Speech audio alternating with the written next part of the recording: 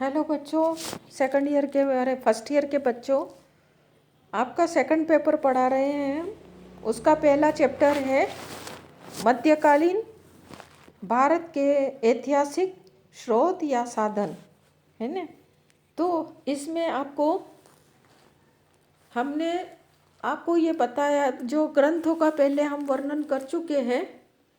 तबकात नासरी तक हमने किया है, जिसे मिनहाज उस सिराज ने लिखा है।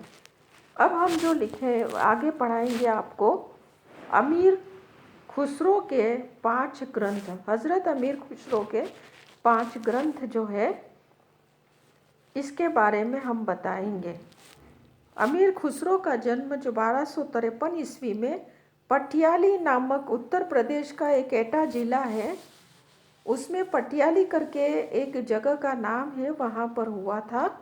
और उसके पिता अमीर सैफुद्दीन मोहम्मद सुल्तान इल्तुतमिश और उसके उत्तराधिकारियों के समय में उच्च पदों पर नियुक्त रहे थे।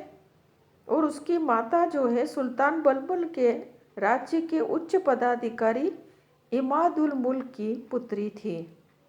अमीर खुसरो की गिनती मतलब मध्यकालीन भारत के उच्च कोटि के विद्वानों, साहित्यकारों और कवियों में की जाती है। यानी कि ऐसे कहते हैं कि अमीर खुसरो बहुत छोटा था, 8 साल का था, तभी उसने कविताएं जो वगैरह लिखनी शुरू कर दी थी। फारसी, अरबी और तुर्की के अलावा उसको हिंदी भाषा का भी अच्छा ज्ञान था। अमीर खुसरो एक बहुत अच्छा संगीतकार भी था। उसकी ख्याति सुनकर बलबन के शासनकाल में उसके ज्येष्ठ पुत्र सुल्तान मुहम्मद ने उसे उस समय सिंध, मुल्तान और दीपालपुर के सीमांत प्रांतों का गवर्नर बना दिया था। अमीर खुसरो शहजादा मोहम्मद के समय में 5 साल मुल्तान में रहा।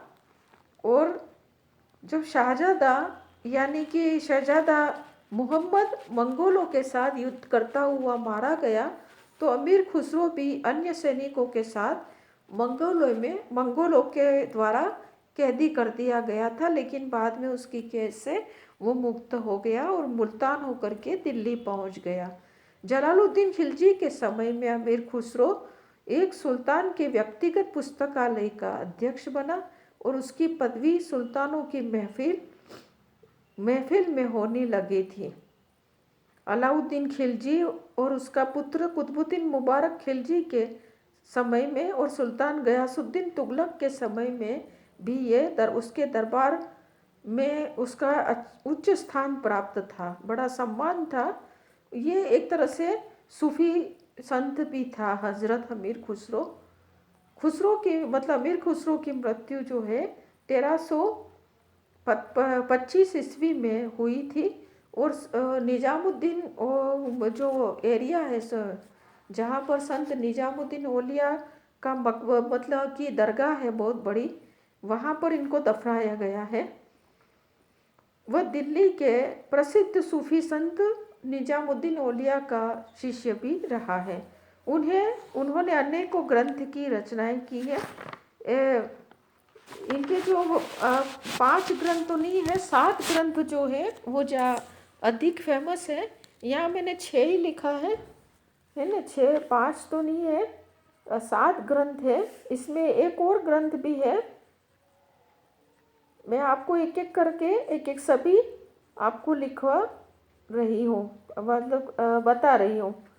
आप उसको सुनते जाइए और देखते जाइए। आपके किताब में भी दिया गया है। आपकी किताबों के मैंने कवर पेज डाले थे। फिर भी एक बार मैं आपको सिलेबस भी डाल दूंगी, दोनों फर्स्ट ईयर की दोनों किताबों के। ठीक है बच्चों। तो हम हजरत अमीर खुसरो के ग्रंथों के बारे में पढ़ रहे हैं। इनके 7 ग्रंथ थे, मैंने यहाँ 6 लिखा है, 7 है। सबसे पहला जो उनका ग्रंथ है किरान उस सदाइन, इसकी रचना अमीर खुसरो ने सुल्तान कैकुवाद जो है 1287 से 1290 ईस्वी के समय में कि ये सुल्तान कैकुवाद का शासनकाल रहा है और उस समय इसने ये ग्रंथ लिखा है। इसमें उसने सुल्तान कैकुवाद और उसके पिता बुगरा खां को उस समय का उस समय बंगाल का गवर्नर था के बीच में अवध में जो मुलाकात हुई थी उसका वर्णन किया है। ये उसकी पहला ग्रंथ है जिसमें ऐतिहासिक घटनाओं का विस्तार से वर्णन किया है। इस ग्रंथ के द्वारा उसने भारत की सामाजिक, आर्थिक, सांस्कृतिक दशा का खुसरो ने अच्छा वर्णन किया है। साथ ही दिल्ली शहर की दशा, यहाँ के मुख्य भवन, किलो खड़ी के राजभवन का निर्माण, दरबार का वैभव, ऐश्वर्य और अमीरों के उच्च पदाधिकारियों के जो पारस्परिक व्यवहार है उसके बारे में अच्छा वर्णन किया है। और बुगरा खां और कैकुवाद ये दो शासक थे गुलाम वंश के अंतिम समय में, इनके भी चरित्र पर अच्छा प्रकाश डाला है। अब अमीर खुसरो का दूसरा जो ग्रंथ है मिफ्ताह उल फुतूह, इसकी रचना भी सुल्तान ने जलालुद्दीन खिलजी के समय में 1291 ईस्वी में की है। इस ग्रंथ में सुल्तान जलालुद्दीन खिलजी की विजयों का वर्णन किया है जो उसके द्वारा शासन के प्रथम वर्ष 1290 ईस्वी में की गई थी। उसके खुसरो ने बहुत ही साधारण शैली में इन फारसी ग्रंथों को लिखा है। ये सभी जो मैं 7 ग्रंथ आपको बताऊंगी, 7 फारसी भाषा में लिखा है और बहुत ही इसकी भाषा जो है बहुत अच्छी है। मिफ्ताह उल फुतूह में जो है मलिक छज्जू के विद्रोह के दमन और जायन की विजय का उल्लेख भी विशेष रूप से किया गया है।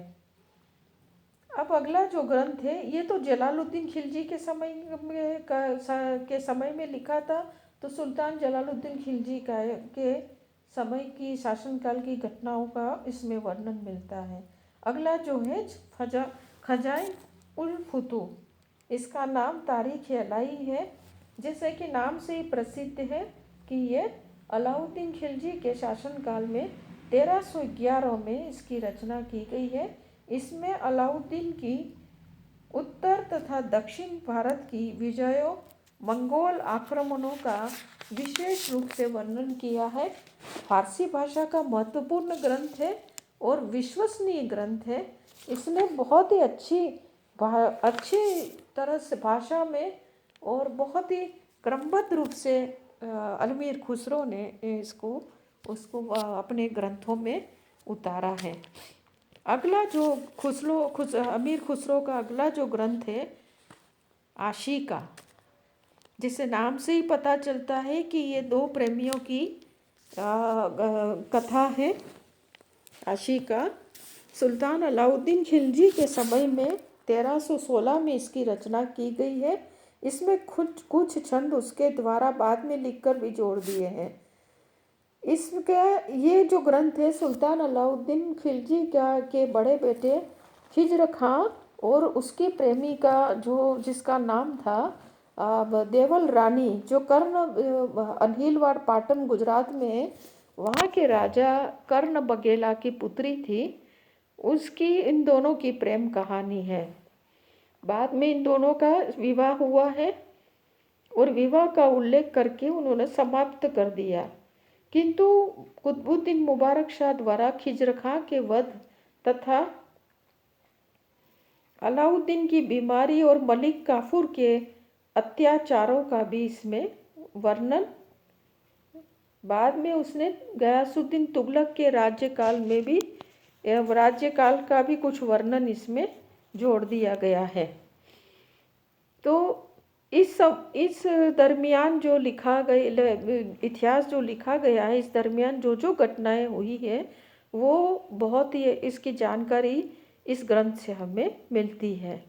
अगला जो ग्रंथ है नूर सिपहर, अमीर खुसरो का ये भी फारसी भाषा में लिखा हुआ ग्रंथ है, लेकिन कुतुबुद्दीन मुबारक शाह कुतुबुद्दीन मुबारक शाह खिलजी के समय में 1318 में इसकी रचना की गई है और 9 भागों में विभाजित है। नूर सिफर 2 सिफरों में खुसरो ने कुतुबुद्दीन मुबारक शाह के समय की कुछ लड़ाइयाँ और उसका भवन निर्माण का हाल लिखा है। तीसरे सिफर में उसने भारत के वैभव गौरव की प्रशंसा की है। भारत की जलवायु, वन वनस्पति, फल फूल, भारतवासियों के चरित्र, यहाँ के रीति रिवाज, ये यहाँ की परंपरा, इसका बहुत सुंदर भाषा में वर्णन किया गया है नूर सिफर में, है ना। अगला जो ग्रंथ है, अगला इनका ग्रंथ है तुगलकनामा। छठा मैंने इसमें क्रम लगाया है। ये जो एक ऐसा तुगलकनामा एक ऐसी रचना है जो सुल्तान गयासुद्दीन तुगलक के शासनकाल में इसको लिखा गया है। जी हाँ, विजय सुल्तान गयासुद्दीन के जो है उसके शासनकाल में लिखा गया है और ये ऐतिहासिक ग्रंथ है जिसमें दिल्ली सुल्तानों के शासनकाल में की बारे में भी बहुत अच्छी जानकारी मिलती है। तत्कालीन समय की घटनाओं को समझने के लिए ये ग्रंथ बड़ा उपयोगी सिद्ध हुआ है, तुगलकनामा।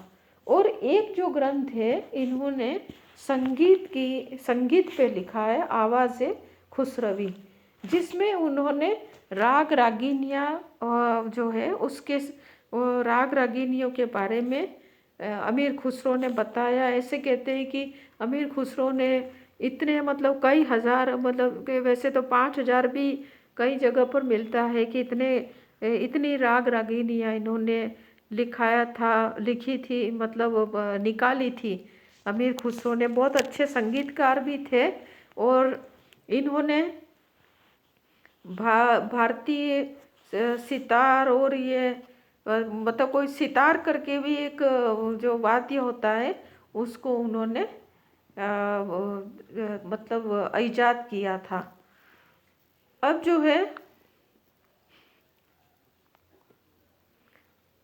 जो है इन्होंने आगे जो हम तो इनका जो पढ़ा हमने, अमीर खुसरो के 5 ग्रंथ आपको बता दिए हैं।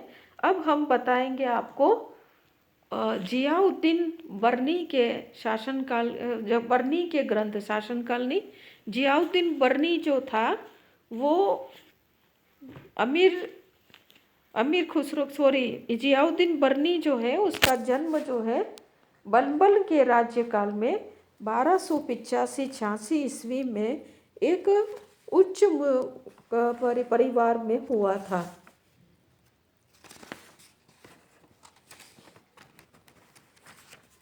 उच्च परिवार में हुआ था। उसका पिता मुईदुल मुल्क और उसके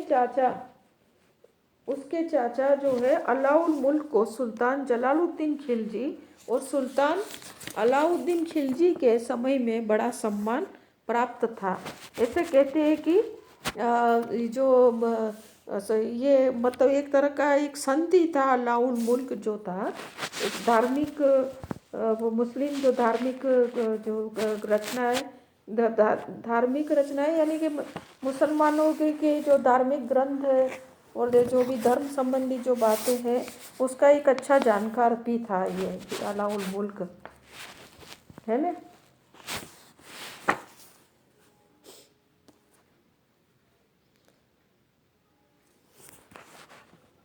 उसका नाना जो है सिपह सालार हसामुद्दीन सुल्तान बलबन का अत्यंत विश्वास पात्र अधिकारी था। जियाउद्दीन बर्नी ने अपने बचपन में अपने समकालीन बड़े बड़े विद्वानों से शिक्षा पाई थी और वो शेख निजामुद्दीन औलिया जो है, हजरत निजामुद्दीन औलिया, इनका शिष्य भी था। अमीर खुसरो, अमीर हसन जैसे महान कवि और विद्वान उसके घनिष्ठ मित्र थे। बर्नी सुल्तान मोहम्मद बिन तुगलक का बड़ा विश्वास पात्र था। 17 वर्ष 3 महीने तक उसके दरबार में रह चुका था। जियाउद्दीन बर्नी जो है मोहम्मद बिन तुगलक के, उसे सुल्तान द्वारा अत्यधिक इनाम और धन संपत्ति वगैरह मिली थी और उसने मोहम्मद बिन तुगलक के कठिनाइयाँ के समय उससे परामर्श भी किया करता था, ये वो देता था ये जियाउद्दीन बर्नी। किंतु सुल्तान मोहम्मद बिन तुगलक की मृत्यु के बाद उसको बड़े कष्टों का सामना करना पड़ा और उसकी स्थिति खराब हो गई। उसको फिरोज तुगलक के सिंहासन रोहन के बाद 1353 ईस्वी में कैद में डाल दिया गया और उसकी सारी संपत्ति छीन ली गई। इस प्रकार उसके जीवन के अंतिम वर्ष सुल्तान फिरोज शाह तुगलक की कैद में घोर मानसिक पीड़ा और आर्थिक कष्टों से में बिताए थे। और इसी मानसिक स्थिति में उसने सुल्तान फिरोज शाह तुगलक के राज्यकाल में 1357 ईस्वी में अपने प्रसिद्ध ग्रंथ तारीख फिरोजशाही की इसने रचना की थी। उस समय बर्नी जो है 72 वर्ष का हो गया था। उसने सुल्तान फिरोज को प्रसन्न करने के लिए ये ग्रंथ लिखा था, जबकि फिरोज ने तो उसको बहुत ही तकलीफें कष्ट दिए थे, लेकिन उसको प्रसन्न करने के लिए उसके ये ग्रंथ ने और उसके नाम और उसने इसी का नाम पर ही इसका नाम जो है फिरोज शाह तुगलक के नाम पर ही तारीख फिरोजशाही रखा था। और उसके कार्यों की भी इस ग्रंथ में प्रशंसा की थी। किंतु अपने समकालीन अमीरों के षड्यंत्रों के कारण यह ग्रंथ जो है फिरोज शाह तुगलक तक नहीं पहुंच सका और बर्नी को इससे कोई लाभ नहीं मिला और 1357 ईस्वी में ही इसकी अत्यंत दुखद अवस्था में इसकी मृत्यु हुई है। इस ग्रंथ में जो है तारीख फिरोजशाही में सर्वाधिक महत्वपूर्ण ऐतिहासिक ग्रंथ है। बलबन के सिंहासन पर बैठने के बाद 1266 में बलबन सिंहासन पर बैठा था।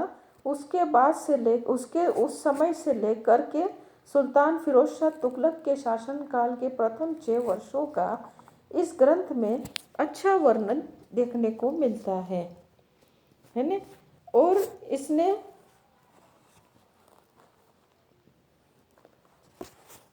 उस समय के तो मतलब सुल्तानों के युद्धों, उसके शासनकाल, तत्कालीन सामाजिक आर्थिक राजनीतिक दशा का भी इस ग्रंथ में बड़ा अच्छा वर्णन मिलता है।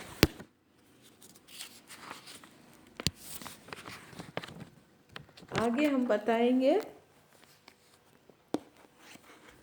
कई बार आगे जो उसके बताएंगे कि उसके इसके इतिहास में ये था कि उसने प्रायः महत्वपूर्ण घटनाओं को बहुत शॉर्ट में भी बता दिया है और मतलब इस तरह से कई घटनाओं का उसने क्रमानुसार उल्लेख भी नहीं किया है, तो इसलिए थोड़ा समझने में थोड़ी सी परेशानी आती है। फिर भी ये ग्रंथ जो है बहुत ही उपयोगी सिद्ध हुआ है। आगे जो है बर्नी की एक और अगला जो ग्रंथ है जो भी उसको भी जियाउद्दीन बर्नी ने लिखा है, फतवा है जहादारी। इस ग्रंथ में महत्वपूर्ण राज्य व्यवस्था संबंधित और वर्णन किया गया है और आदर्श शासक के बारे में बर्नी के विचार के दर्शन मिलते हैं। तो इस तरह से उसने काफिरों के विनाश का एक मंत्र लिख करके मंत्र अपने मुसलमान शासकों को देता है। तो कहते हैं कि बर्नी थोड़ा सा जो है धार्मिक संकीर्णता से ग्रस्त था। ये इसके इन विचारों से ये लगता है, ऐसा मानते हैं सब, है ना। अब जो हम अगला जो ग्रंथ बताएंगे फतुह सलातीन। फतुह सलातीन के बारे में हम आपको बताएंगे, लेकिन इसके पहले उसको समाप्ति कर देते हैं इसको, क्योंकि ये बहुत लंबा हो जाएगा आपका वीडियो।